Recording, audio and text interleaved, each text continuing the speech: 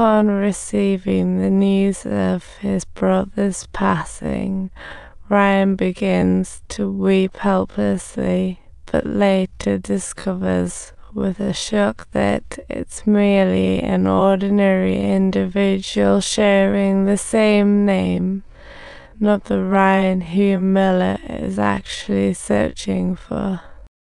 One paratroopers from Ryan's squad. Their landing zone faced German fire. Ryan's whereabouts are known, their meeting point stands firm. After learning the exact location, Miller decides to take a breather with the squad. By nightfall, Miller and Mike begin to chat endlessly.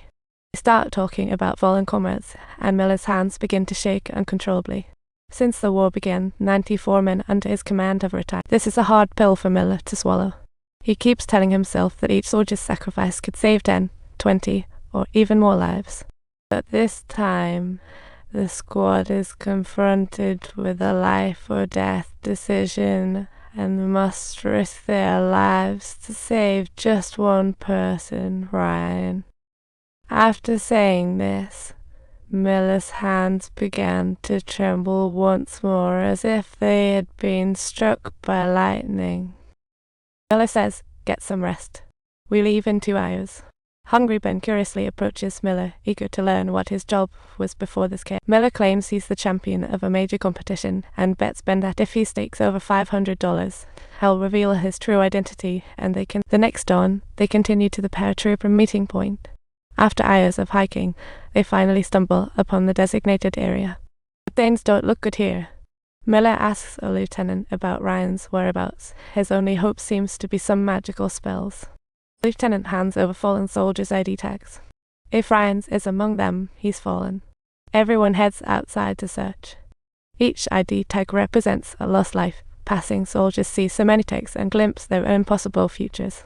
The medic quickly rushes forward. Miller notices their odd behavior, steps into the crowd, shouts Ryan's name, and finds his comrade. But the man was bombed and now can't hear a thing. So Miller writes down Ryan's info, and the soldier confirms it's him. Miller quickly leads the team towards Ramel. On the march, they encounter an abandoned radar station with a hidden machine gunner in the sandy pit below. Teammates decide to take a detour, but Miller strongly opposes it. While the enemy isn't part of their mission, he doesn't want anyone else getting ambushed either, so they find an awesome attack spot and start planning. 3 teammates will charge him from the front to divert enemy fire while the others flank from both sides. All geared up, Miller and 2 buddies start suppressing fire from the front while Ben plays it cool in the back, waiting for orders. Ben uses his binoculars to watch his buddies. When they reach the target point, his friends throw grenades, only for the enemy to casually pick them up. The enemy throws grenades back. Explosions follow, ending the battle in minutes. Ben is at a loss. Ben starts worrying about his comrades until he hears a familiar voice shouting, "We need water. Abandon the medics. Abandon the medics." When Ben rushes up, he finds the medic seriously injured, and his buddies are frantically dusting the wound with yellow powder. But the bleeding hole seemed to have signed the medic's death sentence. Even after an injection of painkillers, it just eases the pain temporarily. "I want to go. I want to go. Mom, please take me away. Wom." Ultimately, the medic succumbs amid desperate cries. To vent their anger, the teammates start pummeling the defeated captive, ready to execute him. But Miller steps in and tells him to dig his own grave to bury their fallen. With each lost comrade, Miller sinks deeper in sadness, hands trembling more. Meanwhile, Ben seizes the moment alone. Casually lights a cigarette for the captive. As the guard approaches, the man senses something's off and instantly returns to digging. Only by doing so could he gain a few extra minutes. The soldiers, heartless, pull him out. He struggles to jump back and dig. The sound of the gun chambers being loaded seals his fate. The man uses all he has to praise the Americans, claiming he loves American culture. He even starts singing the U.S. national anthem, but the soldiers are unfazed. He tries to appeal to Ben, flashing a knife against his eyes. He asks Ben to translate, to live, take 1,000 steps forward, then reveal the cloth and surrender to the Americans. Miller's actions confuse his men. If the man is rescued by their comrades, he'll definitely pick up a gun and return to the battlefield. What is this? Shouldn't the shooting range squad zip it? This is illegal, just like telling a random guy to walk away from his new buddy.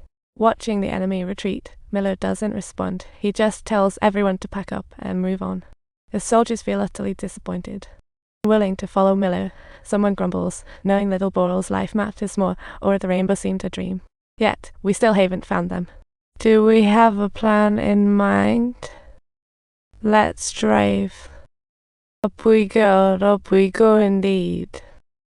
I've accomplished this mission, spotting a soldier with intentions to retreat.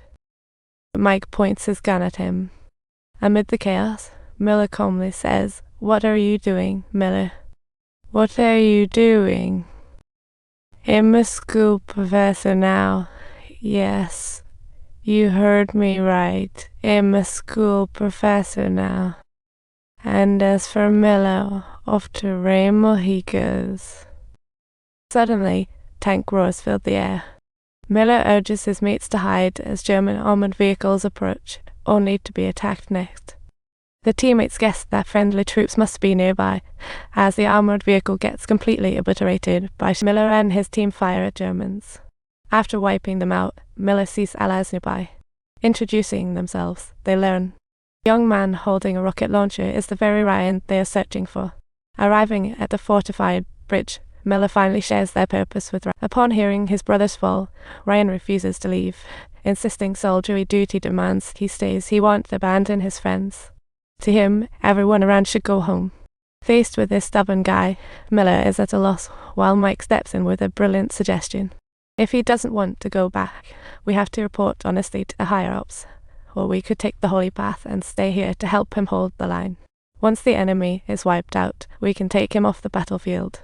So they quietly check their weapons and begin laying out a tight battle plan. Miller employs a pincer move to draw the enemy into the street. Sniper Jackson takes the high ground and the middle floor, while machine gunners flank in buildings.